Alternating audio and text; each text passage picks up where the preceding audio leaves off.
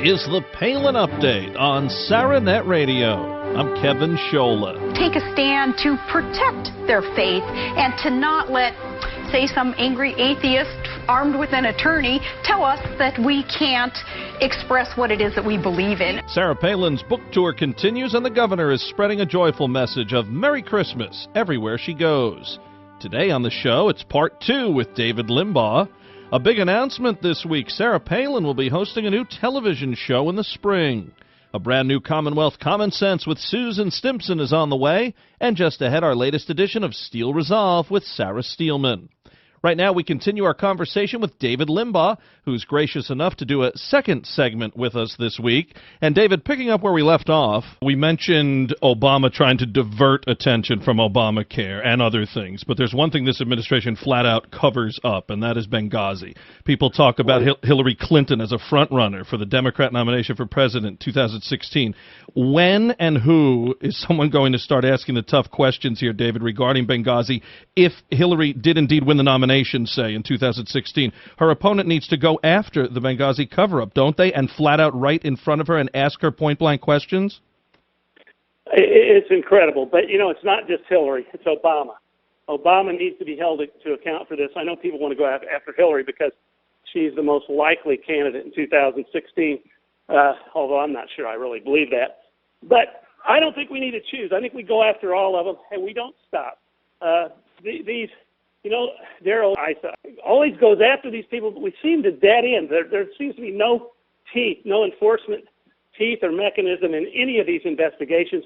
And by the way, this isn't a criticism of Darrell, but it is an acknowledgement of frustration on my part that we never seem to get anywhere with any of these things, and the Democrats just lie straight to our face. But one of the most egregious lies that was told at Obama's behest by Hillary was this video.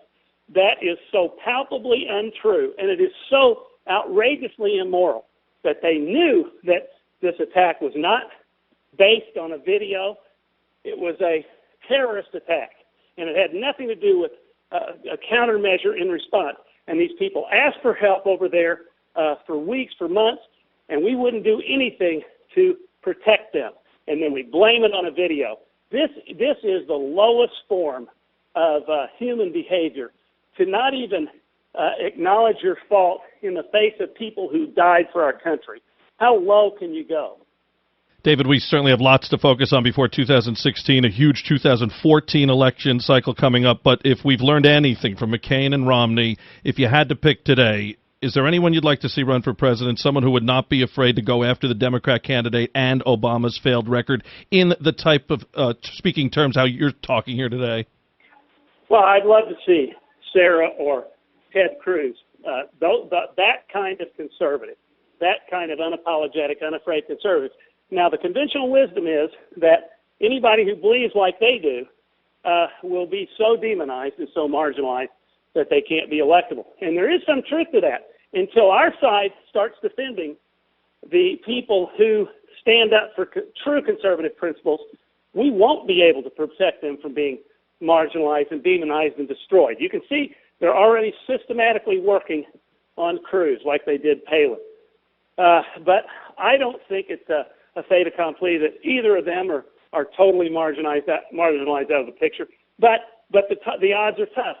I like Rand Paul. A lot of things about Rand Paul. There's certain things that concern me, including the positions of his father. And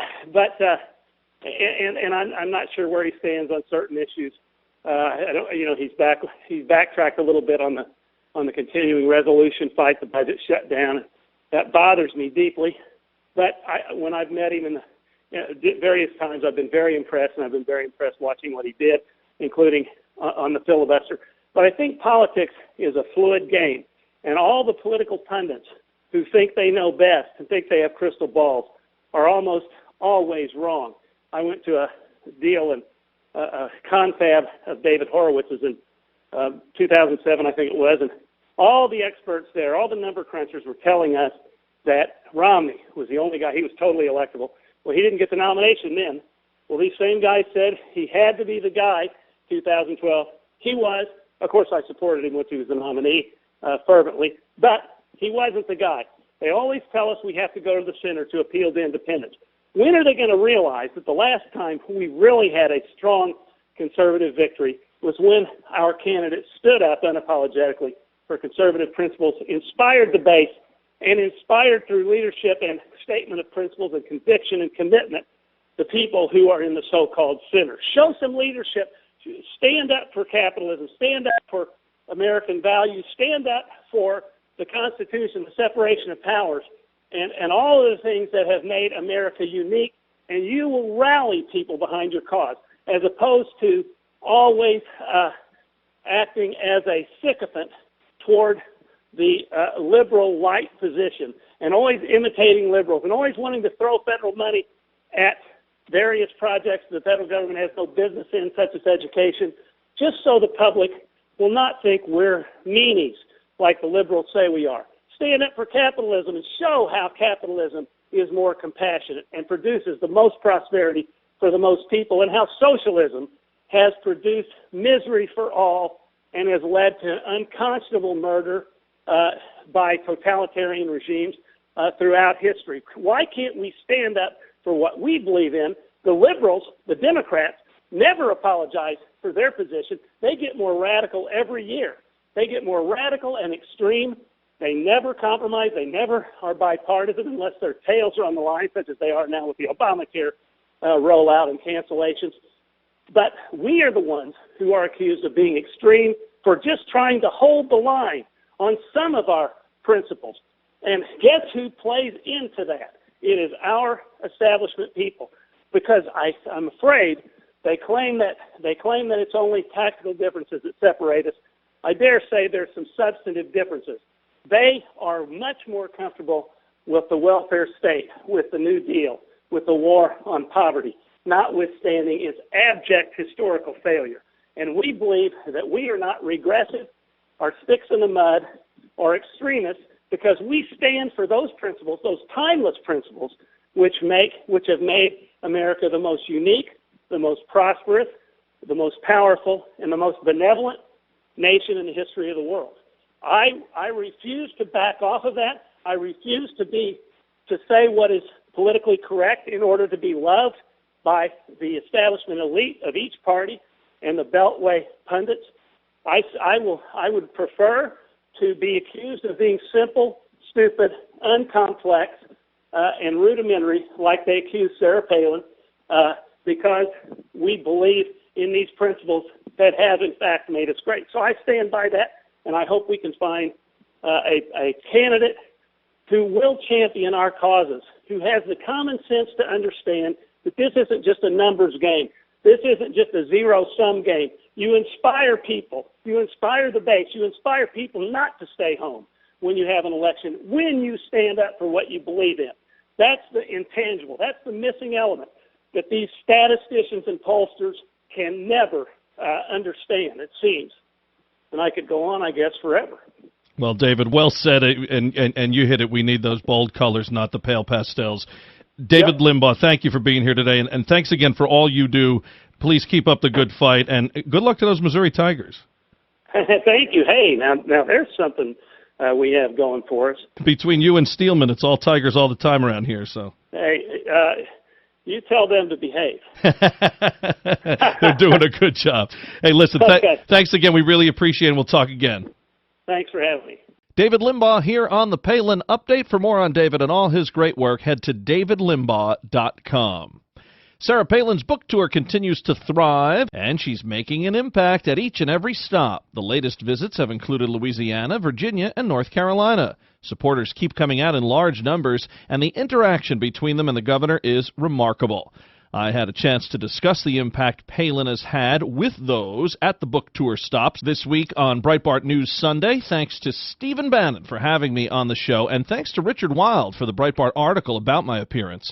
Governor Palin featured the article on social media. Thank you, Governor. Along the way, on her recent stops, Palin got to speak at Liberty University, visit the Billy Graham Library, and even spend some time with the gang from Duck Dynasty. Truly an exciting book tour that seems to be only gaining steam. Speaking of exciting, some very exciting news from the Sportsman Channel. Starting in April, the network will be airing a new show. It's called Amazing America with Sarah Palin. It's billed as a program that explores and experiences the coolest and most original people, places, businesses, and gadgets that appeal to red, wild, and blue America. Former Governor Sarah Palin takes viewers into the life of those living the American dream. Palin will host the half-hour program that will pay lots of attention to hunting, shooting, and fishing. Who better to do that than sportswoman extraordinaire Sarah Palin? Check out my thoughts on the show at sarahnet.net. To see any of the governor's posts in their entirety, you can visit Sarah Palin's Facebook page and follow her on Twitter at Sarah Palin USA. It's time for Commonwealth Common Sense with Susan Stimson and Kevin Scholla. Hey, Susan, how are you? Kevin, I'm doing great, thank you. So an article that caught your eye recently talking about the Republican Party, which is really becoming a battle inside the party, as we know. Tell us a little bit, summarize what it's about, and then let's talk about where we go from here. Well, what caught my attention was, once again, the title. It's always, the Tea Party is a threat, but I think that definition just has a lot of meaning. I think it's just more conveniently including things that discuss people or is counter to what they want, so they just kind of use it as the Tea Party, that they are really making it difficult for all of these senators who have been in office for decades to continue to stay in office for decades. And, how dare these upstarts, how dare they have a challenge? But I guess they're forgetting that no one owns the seat, that it is the people's seat, and that it's the right of anyone to run for office and to challenge, and I think that makes us sharper and it makes us better. But there's a real concerted effort by these old guard senators who've been in there for decades to push back on it. I don't know what they don't understand here on many levels, unless it's all just, smoke and mirrors for their own hide and re-election and the perks that come with it, because you see how moderates like McCain and Romney have lost. You see how Tea Party people like Paul and Cruz and Lee have won. So, number one, from a practical standpoint, I think they're wrong.